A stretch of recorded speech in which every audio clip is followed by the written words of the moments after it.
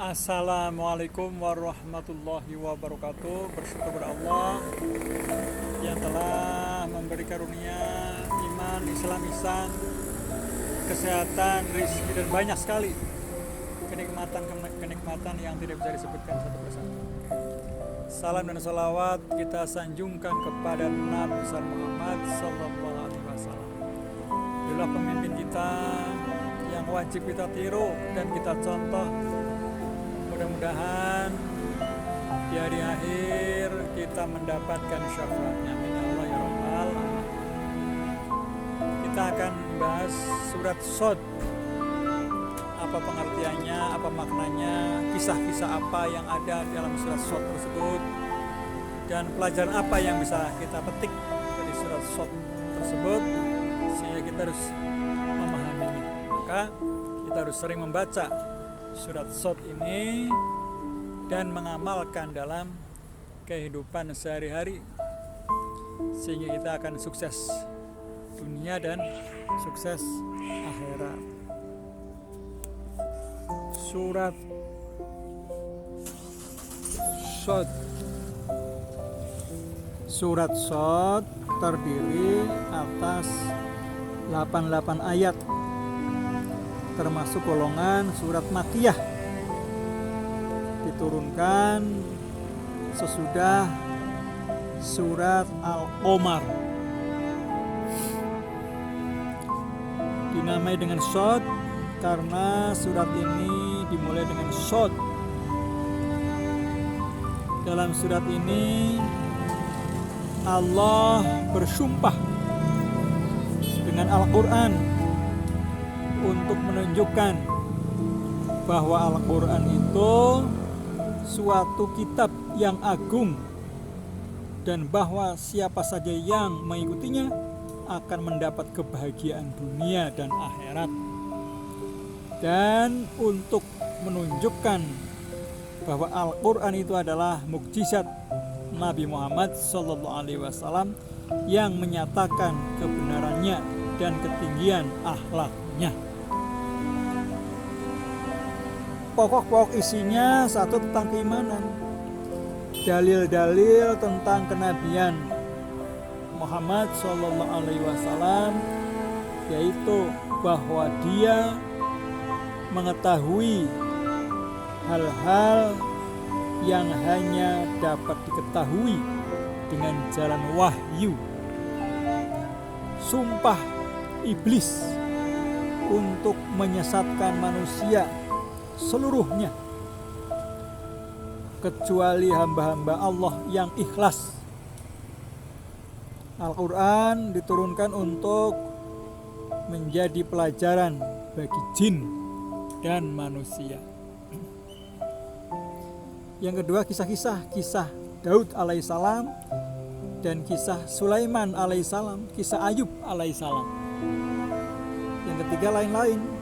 Kaum musyrikin tercengang mendengar pengakuan Nabi Muhammad sallallahu alaihi wasallam bahwa Allah adalah Maha Esa. Rahasia yang terdapat pada kejadian alam, pertengkaran antara orang-orang yang sesat dan pengikut mereka yang masuk di neraka, nikmat-nikmat yang dilimpahkan kepada penduduk surga dan azab yang ditimpakan atas isi neraka. Saudara-saudara kaum muslimin muslimat rahimakumullah, surat ini dapat disimpulkan bahwa tiap nabi yang dahulu selalu mendapat tantangan dan perlawanan serta musuh-musuhnya. Tetapi musuh-musuhnya itu dihancurkan oleh Allah Subhanahu wa Ta'ala. Demikian juga halnya Nabi Muhammad Sallallahu Alaihi Wasallam yang mendapat tantangan dan perlawanan dari kaum musyrikin, tetapi akhirnya kaum musyrikin itu juga hancur.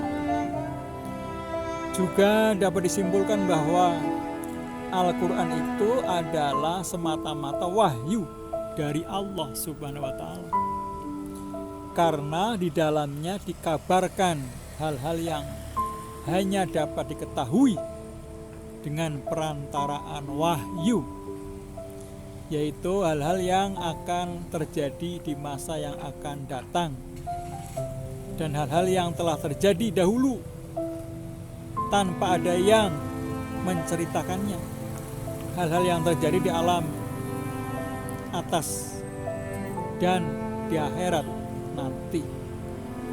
Lalu ada hubungannya antara surat Shad dengan surat Al-Zumar? Tentu saja ada. Yang pertama, akhir surat Shad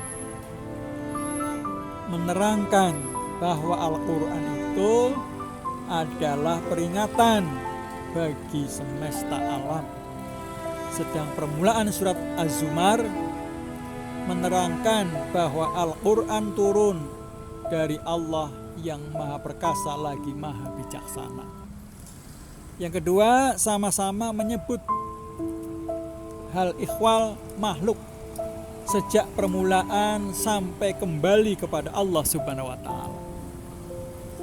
Dan yang ketiga, kalau kita perhatikan seakan-akan surat Az-Zumar merupakan lanjutan dari surat Shad, karena pada akhir surat Shad diterangkan penciptaan Adam. Kemudian pada surat Az-Zumar diterangkan Allah penciptaan manusia semuanya dan menerangkan kesudahan nasib manusia, yaitu bahwa semua manusia akan mati, kemudian dibangkitkan kembali dan dihisab.